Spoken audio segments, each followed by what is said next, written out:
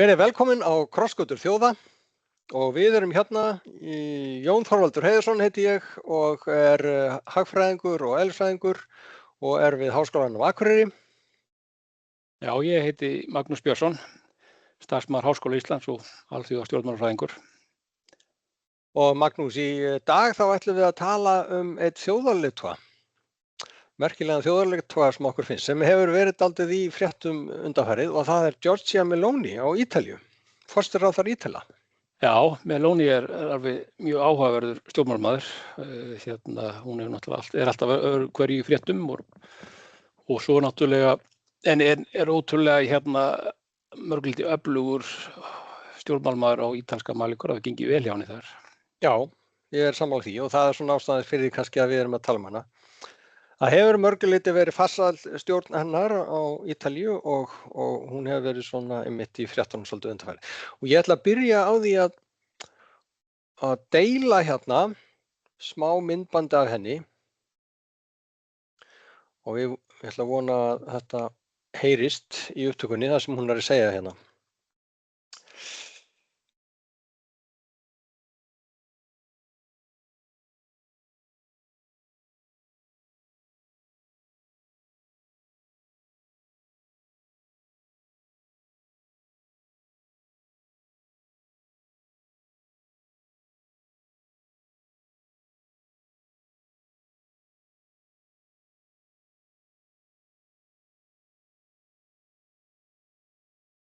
Já, þetta er svona það sem ég langaði að klippa af henni, það sem hún var að segja þarna og þetta er nú dálítið merkilegt.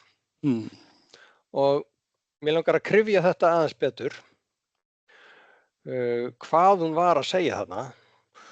Sko, hún segir, ef við svona með minni þýðingu hérna, nú þegar við nálgumst 70 ára afmæli þessa sáttmála, og þarna er náttúrulega verið að tala Rómarsáttmálann sem var gerður í Róm 1957 og Evrópusambandið stofnað.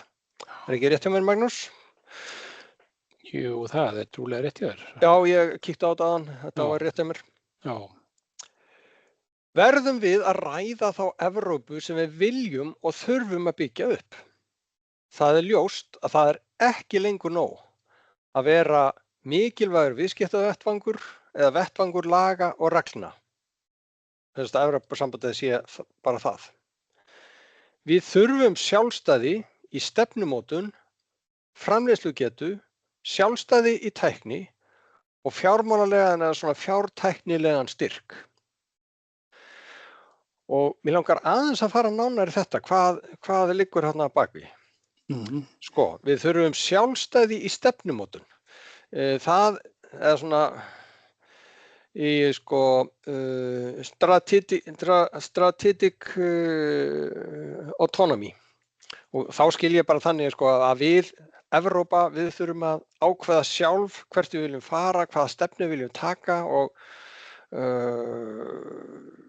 gera ekki bara það sem aðrir vilja við gera okkur að gera eitthvað slíkt. Og svo kemur hérna við þurfum framleiðslugetu. Og þetta er nú reyndar svona kannski svolítið andinn núna.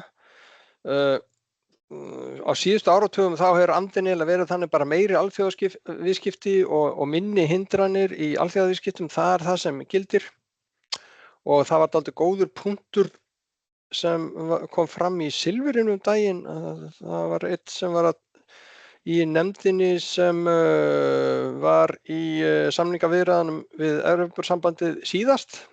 Sóttum hérna 2009 og hann var að segja þá snerist þetta allt svona alþjóðaviðskipti en núna er þetta orðið svolítið meira við þurfum að framleiða suma hluti innanlands út af öryggishagsmunum og út af bara öryggi og þjóðaröryggi. Þá þurfum við að passa það að einhvað af framleiðslunni sem við eða vörunum og þjónustunni líka sem við þurfum sé framleitt innanlands eða innan marka einhverja heildar eins og Evrópusambandið til dæmis.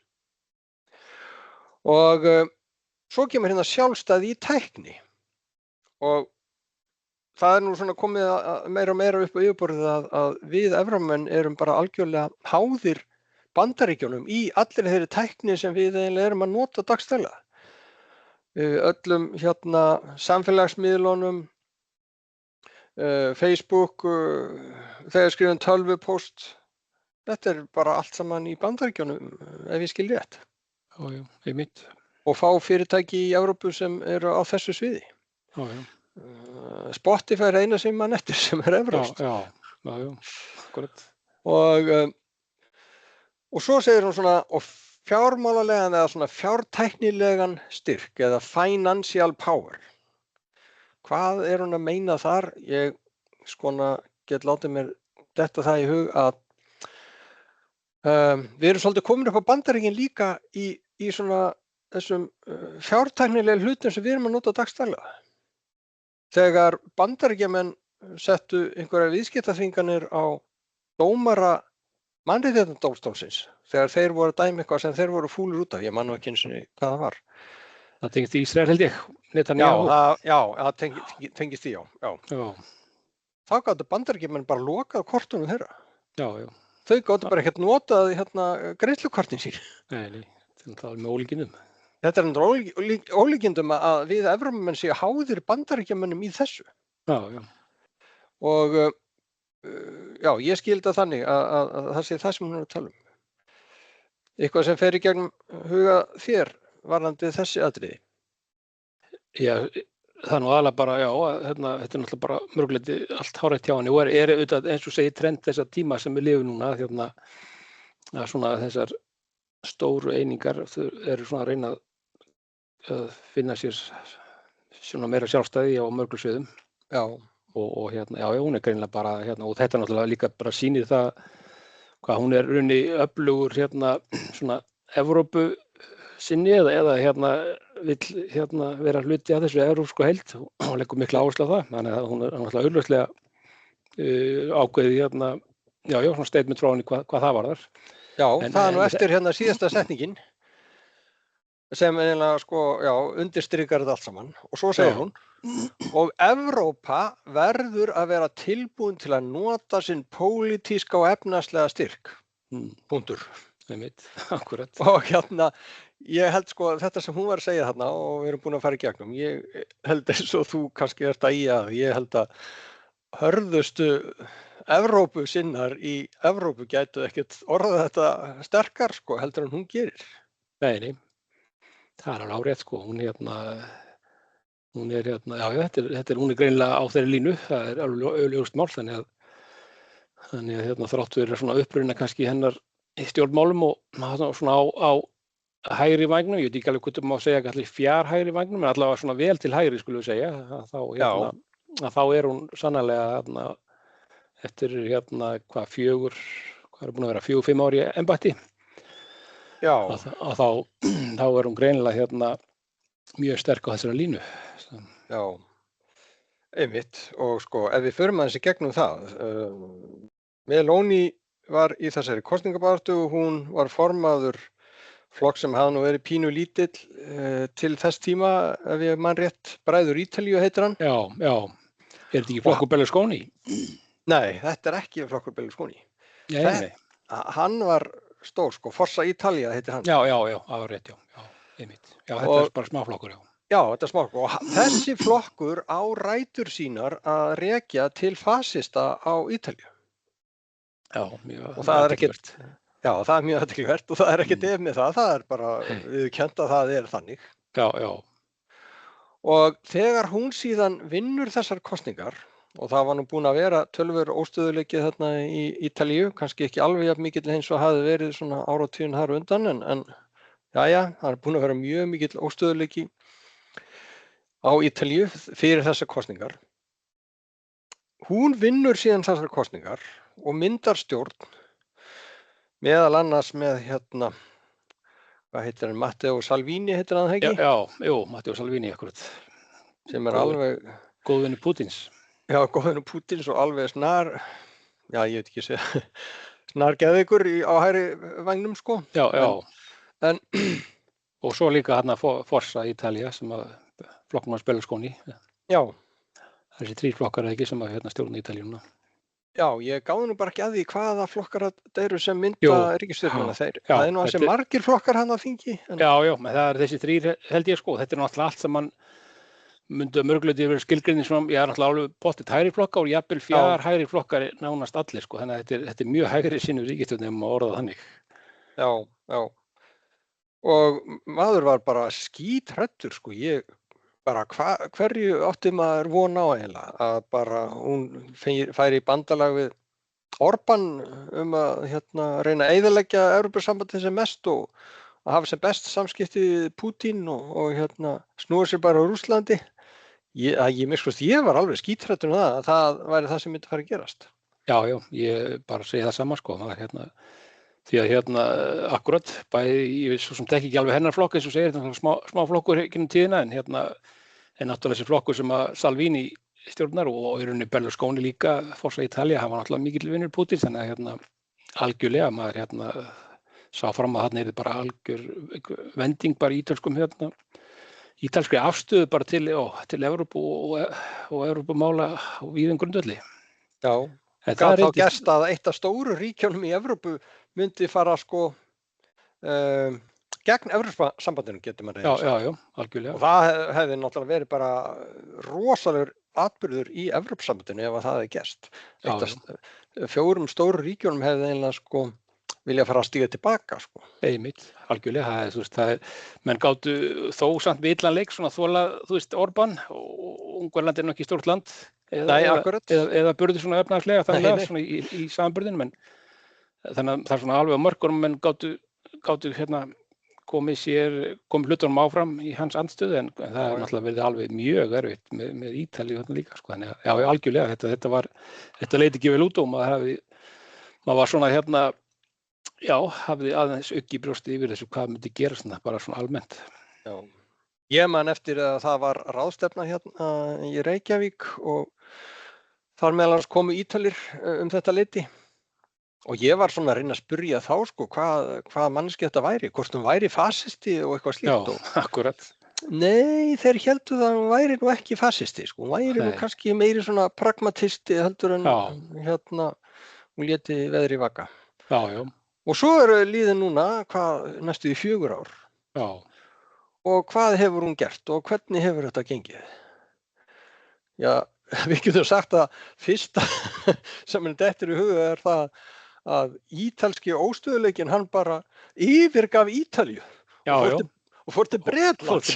Akkurat, má segja það. Hann er bara kominn þangað og sestur þar að bara. Já.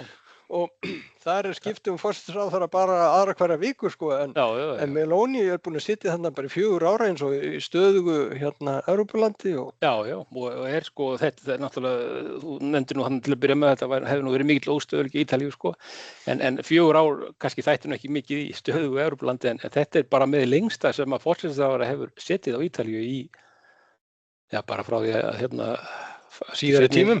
Já, þetta er seinni heimsstyrjöld, þannig að það er náttúrulega með ólíkindum. Já. En það segir eitthvað þetta sko, og hvað þetta hefur gengið vel, alveg ótrúlegt. Já, Berlusconi satt reynda líka svona held ég heilu kjörtímabilin, en þetta var mikið þannig að sami forsætisráðherra satt ekki heilt kjörtímabil. Nei, akkurat, já. En svo sko það sem maður hefur séð þá hefur þetta nú bara gengið býsna vel og svona Ítalía hefur náttúrulega notið góðs að því að sé aðeins meiri stöðuleiki í stjórnmálunum, en svo hefur þetta ekkert ræst sem maður óttaðist. Meloni er bara Evrópusinni eins og við vorum að sýna þetta og bara staðfastur Evrópusinni og alls ekki sko höllutir Pútín eða neitt slíkt og bara, gengið bara miklu betur heldur sem maður óttaðist þegar hún vann þessar kosningar. Já, algjörlega sko, þannig að þetta er bara hún hefur komið verulega mikið óvart og er manneskja sem að maður tekur eftir á stóra sviðinu og lætur ekki neina eiga neitt inn í hjá sér eins og eins og kom nú í ljós í samskiptum hennar við Donald Trump Já, nýlega og það var nú kannski að fara í gegnum það. Já, það er nú kannski eitt af því sem að náttúrulega var nú til þess að við ákveðum að spjalla aðeins Meloni því að Akkurat. Þetta var náttúrulega alveg með ólíki. Hún náttúrulega hefur auðvitað verið að mörgu leyti einhver leyti svona Trump-kvíslari eins og sagt í Evrópusambandinu og var nú allavega virtist nú vera sem Trump bæri nú ákveðna virðingu fyrir henni þó maður veit svo mikið hvernig það var en allavega vist hún hafa eyru hans. Já, hún var boðin í innsetningu hans í forseta. Já. Þannig að reyndar svona hefur talað líka að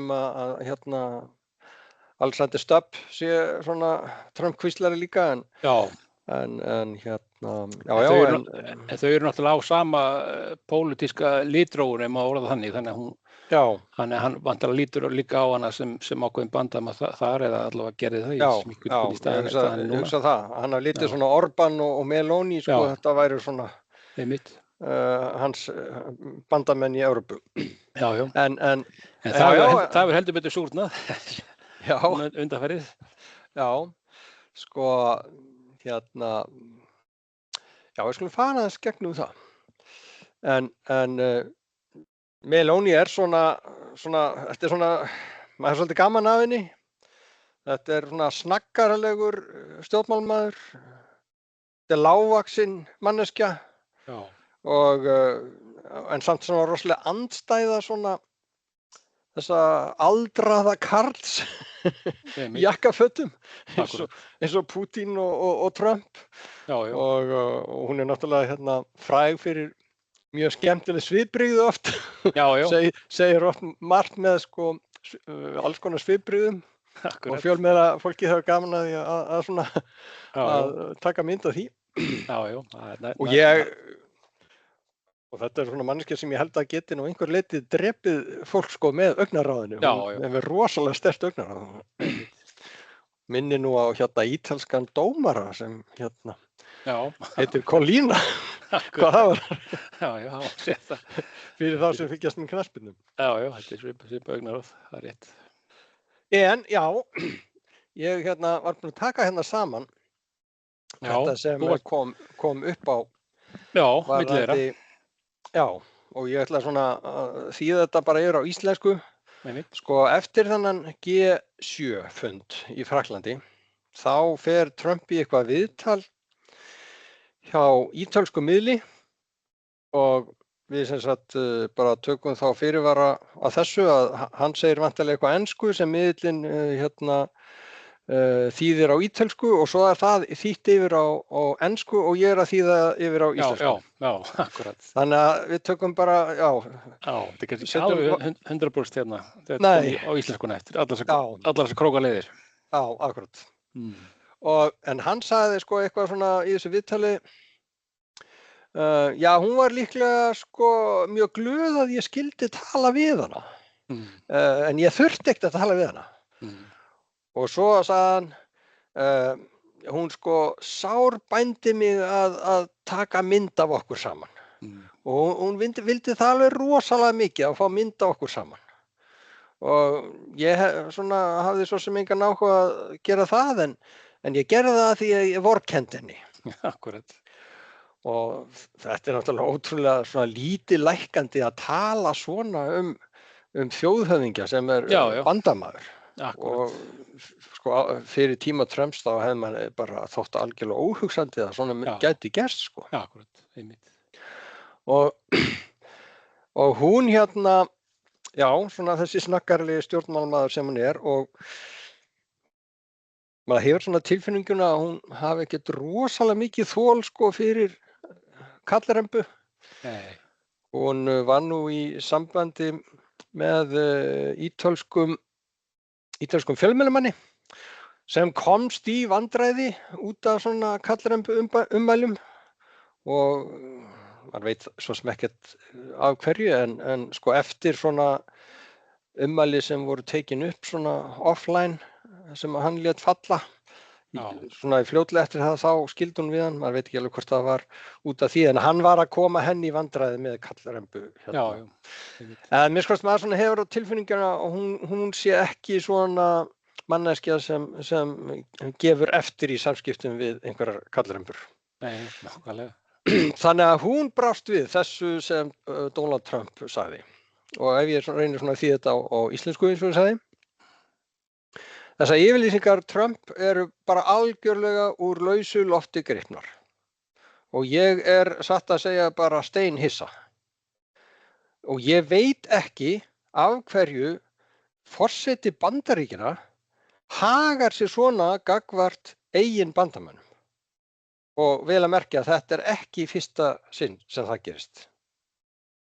Og eina sem ég get sagt varðandi þetta er að það er synd að hann skuli ekki sýna sömu staðfestu gagnvart óvinum Vesturlanda, gagnvart óvinum Bandaríkjanna, gagnvart leiðtogum eiginlega óvinna ríkja sem hann er miklu vinalegri við.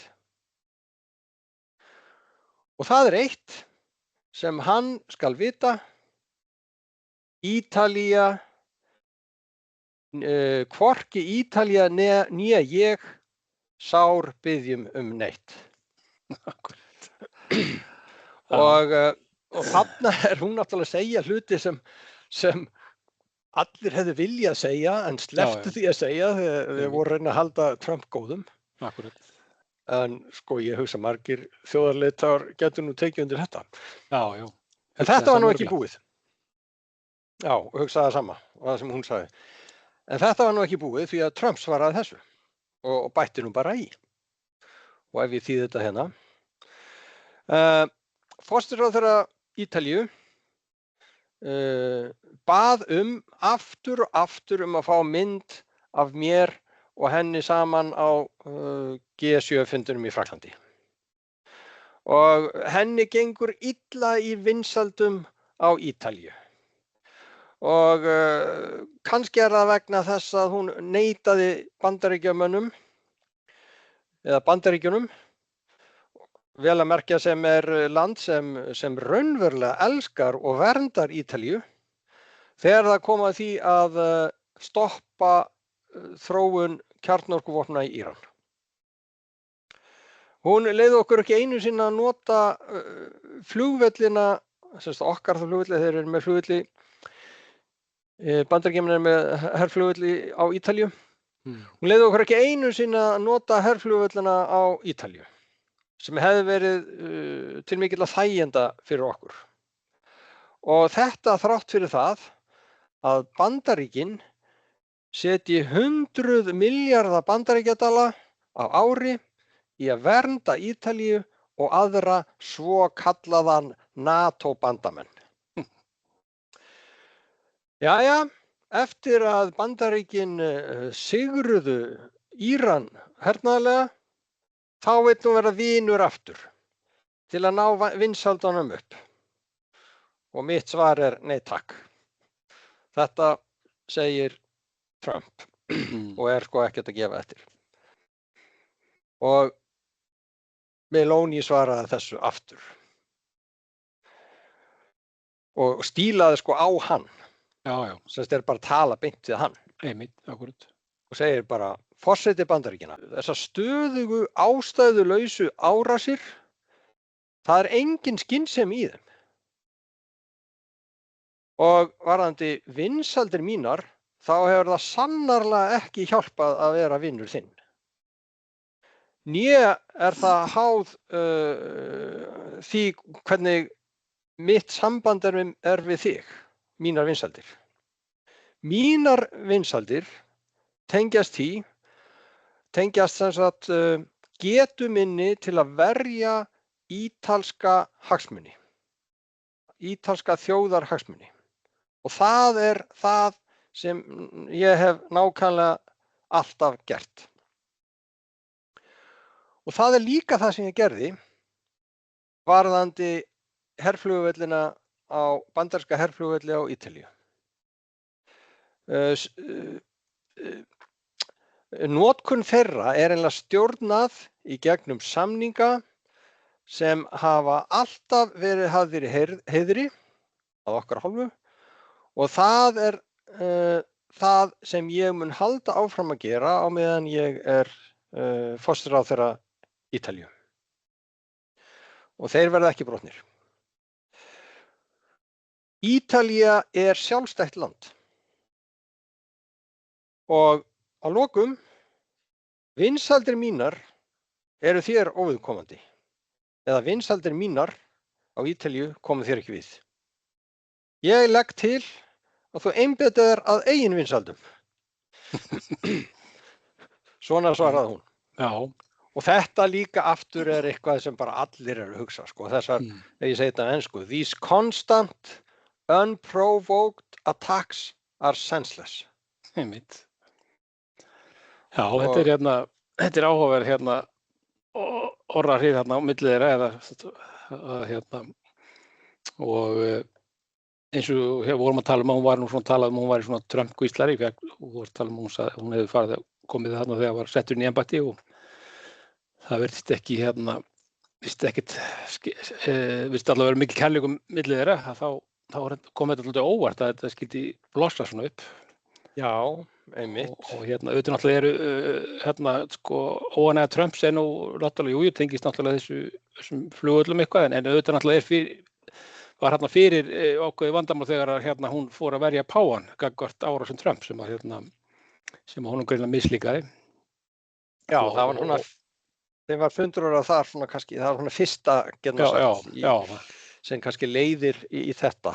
Akkurat sko og Trump er greinilega lætur þetta vaða eins og hann svo sem er bara hans stíll og menn einhvern veginn virðast vera búin að hvað getur maður sagt sætta sig við eða þetta er bara eins og hann er þótt að eins og þú sagðir það menn þú fundist þetta óhugsandi fyrir hans tíma en mér finnst Meloni hvað hún tekur hart á móti og lætur hann ekkert inn hjá sér þetta það er mjög athyglisvert og er að segja bara það sem að örugglega mjög margir myndu gjarnan vilja segja við Trump. En náttúrulega eitt af því náttúrulega fyrsta lagi náttúrulega held ég að sé hún náttúrulega kannski getur leyft sér þetta því að hún er svona á svipuðu róli og hann þarf að segja hvað stjórnmála skoðanir varðar. Það er svona frekar mikið til hægri. Þannig að hún getur kannski leyft sér að einhverju leyti vera svona aðeins ótkvæðs og svo hefur hann bara sýnt sig að eiga við Trump að það þýðir enga linkind við hann ber ekki virðingu held ég fyrir fólki sem að sýnir hann linkind þannig að ég held að það hafi nú líka verið ákveðið hlutur sem var til þess að hún ákveða að taka svona hart á honum að það er bara þannig að Trump held ég beri bara virðingu fyrir fólki sem að sýnir sýnir einhvern vilja og einhvern kraft en ekki einhverjar liðlistir sem að leggjast bara undir hann sko.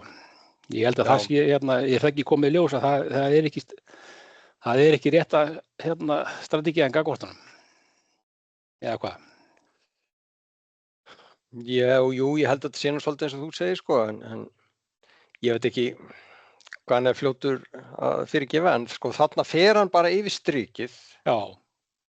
Varðandi bandamann og það vill til að það er kona og eiginlega ung kona getur maður sagt, hún er ekki einu sinni orðin 50 og það er að sumu leyti eðlilegt að hún grípi til varna sko.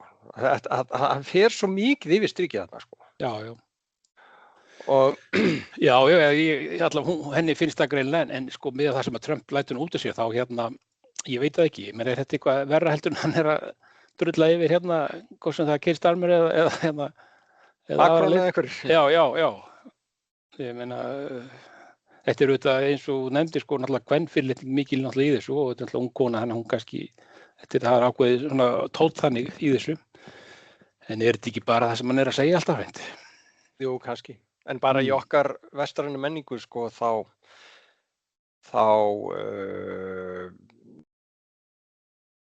hvað maður segja, það litið svona alvarlegar á það þegar valdamenn eru að niðurlægja yngri konur getur maður sagt. Jú. Og ég veit ekki hvort það þykir ekki fallegt sko, þannig að því leitinu til sko þá fór hann kannski meira þarna yfir strikið heldur en gagnvart einhverjum álíka gömlum köllum í Evrópu. Já. En En ég skal ekki segja, það kannski skiptir engu máli hana hver þetta eða hvað, en ég held að mjög margir Evrópumenn hafa bara verið mjög ánægðir með þetta og ég hugsa að hún hafi nú bara aukist gríðarlega í vinsældum innan Evrópu eftir að hún svaraði honum fullum hálsi. Já, það er ekki spurning. Hún fékk örugglega nokkra punta hjá kollegum sínum í öðrum löndum í Evrópu. En svo líka varandi að þegar hún talaði um vinsældir, sko, þá náttúrulega fyrstulega er það náttúrulega hárrétt hjá henni að það hefur kannski sjaldnast hjálpað mikið til að fá einhverja fá klappa bakið eða stuðning frá Trump varandi pólitík innanlands í Evrópu eða bara hvar sem nánast. Nema kannski helst Suður Ameríku, en það er svo sem annað mál. En allavega í Evrópu hefur það ekki verið hefur það allavega ekki verið við sjáum bara hvernig fór fyrir Orbán, hann var náttúrulega ekki lítið lagt í það að styðja bakið á honum í kosningabaráttunni og að Bandaríkjunum, ekki bara Trump, heldur líka T.D. Vance og fleiri ráðamönnum í Bandaríkjunum. Já. Og við sáum nú hvernig fór fyrir honum, alveg óháð því svo sem hvort að það var nú út á því eða ekki, og ég hugsa þetta sé nú bara til góða fyrir Meloni innanlands, varandi innanlandspólitíkin að standa í Já. Sko það var utanríkisráðherra, hann ætlaði að fara og heimsækja utanríkisráðherra Bandaríkjanna og hann hætti við ferðina út af þessu. Já. Og það voru allir Ítalir brjálæðir og stóðu með henni og jafnvel pólitískir andstæðingar og svona sem stóðu með henni í þessu og fannst þetta vera sko bara móðgun við Ítalíu að tala svona forsætisráðherra Ítala. Já, maður bara skilur það enda bara mjög vel. Maður skilur það mjög vel, sko. Já. En við erum kannski aðeins eftir að tala að Meloni hefur stutt við Úkraínu og verið bara að heilum hug með Evrópu í því að styðja Úkraínu. En þú ert búin að skoða aðeins svona stuðning Ítala almennt við þetta að styðja Úkraínu. Já, það sko eins og svo margt annað hvað varðar Meloni, þá kannski kemur það líka örlítið óvart hversu einhörð hún í stuðningunum við Úkraínu, því að eins og þú nefndir þegar hún kom til valda með þessi 3 flokkar að þá svona var ákveðin hætta á því að þá náttúrulega var Úkraínustríð hafið og ákveðin hætta á að það myndi verða stuðningur Ítalíu myndi ekki verða mjög mikill og jafnvel hugsanlega í versta falli það bara í hina áttina að Ítalía myndi ganga svona vera í takt við Ungverjaland og Orbáns. En það reyndist engan veginn vera þannig og hún náttúrulega bara stuðningur Ítalíu við Úkraínu hefur verið undir hennar stjórn náttúrulega verið bara mjög, mjög mikill. Þrátt fyrir að sko stuðningurinn innanlands bara með almennings við Úkraínu sé kannski ekkert sérstaklega mikill miðað við flest önnur Evrópulönd sem svolítið sérstakt. Þannig til dæmis, nú hafa Ítalir tekið þátt í vopnasendingum til Úkraínu, þannig til dæmis meirihluti Ítalíu á móti því. Meirihluti Ítala vill ekki að þessi vopn séu send til Úkraínu? Nei, já, það er svona með kannanir þá hefur það verið þannig. Það hefur svona verið heldur, þetta er svona freka jafnt samt en samt má segja að sé svona heldur meirihluti á móti því. Þannig að þar eru náttúrulega að fara gagnvart gegn meirihluta þjóðarinnar einhver leyti. Og svo hefur bara stuðningur svona við Ítalíu og Úkraínu verið svona, það er hann er nú kannski meirihluti Ítalíu sem styður, en samt er þetta bara svona 50-50, það er nokkuð svipaðar fylkingar. Já. Og er bara mjög athyglisvert að bera þá Ítalíu sama við náttúrulega mörg önnur Evrópulönd. Við þekkjum það náttúrulega þegar kemur á Norðurlöndunum, Bretlandi, baltísku löndunum, þá náttúrulega er stuðningur náttúrulega yfir 70-80%. Já. Náttúrulega yfirgnæfandi stuðningur, en svo kannski dvínar það svona þegar komin hann niður til Frakklands en samt er Ítalía töluvert á sér að bóta hvað þetta varður og ef við berum saman til dæmis Ítalíu og Spán sem er náttúrulega svona sambærileg lönd að einhverju leyti og Spán ef eitthvað liggur nú lengra frá Úkraínu þá er til dæmis miklu meiri stuðningur á Spáni við málstað Úkraínu sem er dálítið athyglivert. Þannig að þessu leyti til er sko ef við erum að tala um vinsældir eða svona að gera það sem að almenningur vill þá er ekkert sjálfgefið að stuðningur í ítalska stjórnvalda við Úkraínu sé svona öflugur sem er dálítið athyglivert. Það sýnir nú kannski þetta styrk hjá henni að gera þetta þrátt fyrir að að svona þjóðin sé svolítið beggja blandsíði, þá virðist hún meta það þannig að hún sé það vinsæl og hafi þannig mikið stuðning af þjóðinni að hún geti gert þetta. Já. Og ég held að þessu talandi um hernaðarstuðning, ég held að þessi konu yfir 3 milljarðar evra frá Ítalíu og þannig ertu rauninni að töluverðir háar upphæðir frá landi sem náttúrulega kannski eins og svo sem mörg Evrópulönd náttúrulega í fjárhagsbrasi en og gagva á móti þá strömmnum móti meirihluta landa sinna. Þannig að það bara ótrúlegt. Og svo náttúrulega má líka benda á að náttúrulega eins og við tölum í byrjun að þá náttúrulega í þessu flokkasamstarfi, þessi 3 flokkar og þar af þessi flokkur Salvini sem hérna. Já, einmitt. Sem ég man nú ekki alveg hvað heitir.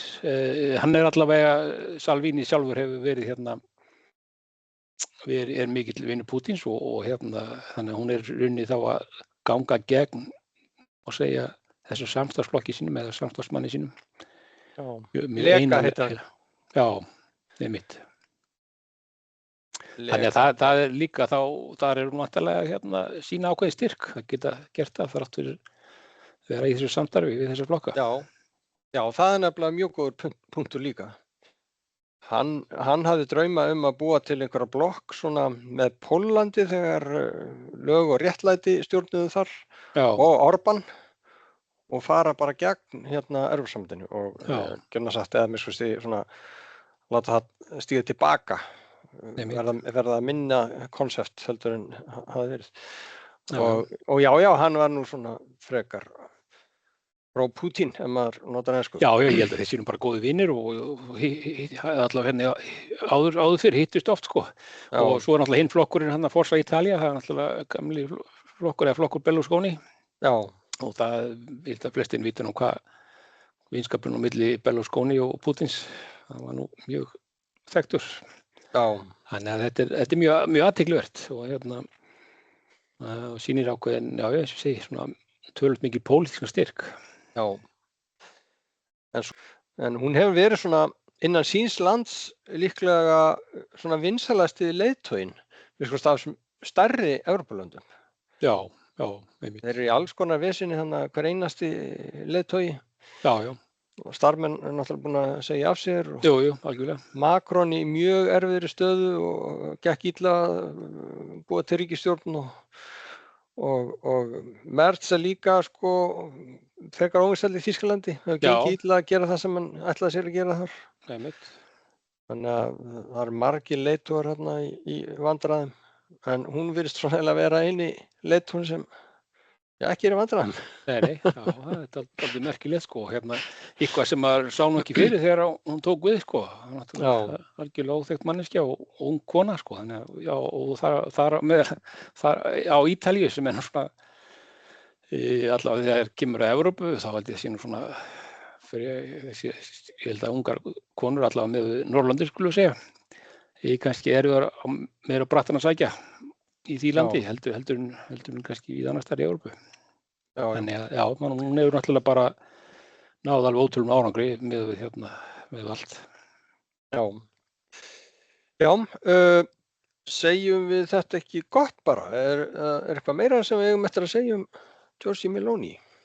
Nei, það er auðvitað margt að það spjallum hann. Nei, þetta er bara, þetta er áhugaverður stjórnmálamaður sem að... Það held ég. Herðu, við segjum þetta bara gott í dag Giorgia Meloni. Bara takk fyrir spjallið.